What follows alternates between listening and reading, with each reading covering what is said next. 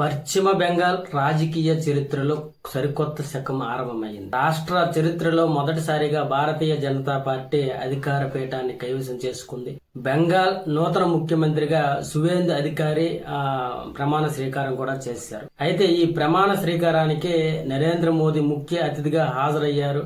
అదేవిధంగా కేంద్ర మంత్రులు అమిత్ షా, జేపీ నడ్డా, రాజ్నాథ్ సింగ్, కింజరపు రామ్మోహన్ నాయుడుతో పాటు ఎన్డీఏ పాలిత ప్రాంతాల ముఖ్యమంత్రులు చంద్రబాబు, యోగి ఆదిత్యనాథ్, రేఖా గుప్తా, బీజేపీ జాతీయ అధ్యక్షుడు నితీష్ నబీన్ తదితర ఈ వేడుకల్లో పాల్గొన్నారు. అయితే ఇక్కడ విశేషం ఏంటంటే రవీంద్రనాథ్ ఠాగూర్ జయంతి రోజున ఈ కార్యక్రమం జరగడం అనేది బెంగాల్లో మరింత ఉత్సాహాన్ని నింపింది. అలాగే ఈ సువేంద్రతో పాటు పలువురు కీలక నేతలు మంత్రులుగా ప్రమాణ స్వీకారం చేశారు. పార్టీ నిర్మాణంలో కీలక పాత్ర పోషించిన దిలీప్ ఘోష్, మహిళా గలం అగ్నిమిత్ర పాల్, అలాగే మతువా వర్గ ప్రతినిధి అశోక్ కీర్తనీయ, గిరిజన నేత క్షుదురాం, యువనేత నితీష్ ప్రామాణిక్ లో కేబినెట్ లో చోటు దక్కించుకున్నారు. అదేవిధంగా సామాజిక సమీకరణాలను బ్యాలెన్స్ చేస్తూ ఈ యొక్క టీంను ఏర్పాటు చేశారు. బెంగాల్ ను సోనాం బెంగాల్ గా మార్చే దిశగా అడుగులు వేయనుంది. అయితే దశాబ్దాలుగా కమ్యూనిస్టు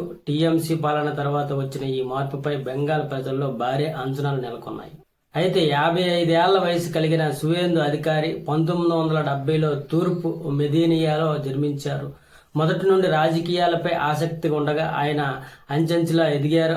ఒకప్పుడు మమతా బెనర్జీకి అత్యంత ఆప్తుడిగా, టీఎంసీలో కీలక నేతగా ఉన్న సువేందు 2020లో ఆ పార్టీ వీడి బీజేపీలో చేరారు. మమతా మేనల్లుడి పెత్తనాన్ని వ్యతిరేకిస్తూ బయటకు వచ్చిన ఆయన బెంగాల్లో బీజేపీలో బలోపేతానికి చాలా కష్టపడ్డారు కూడా. అలాగే గత ఎన్నికల్లో నందిగ్రామ్లో, తాజాగా భవానీపూర్లో మమతా బెనర్జీని ఓడించి రికార్డు సృష్టించాడు. అవివాహితుడైన సువేందు బెంగాల్కు 9వ ముఖ్యమంత్రి బాధ్యతలు చేపట్టారు.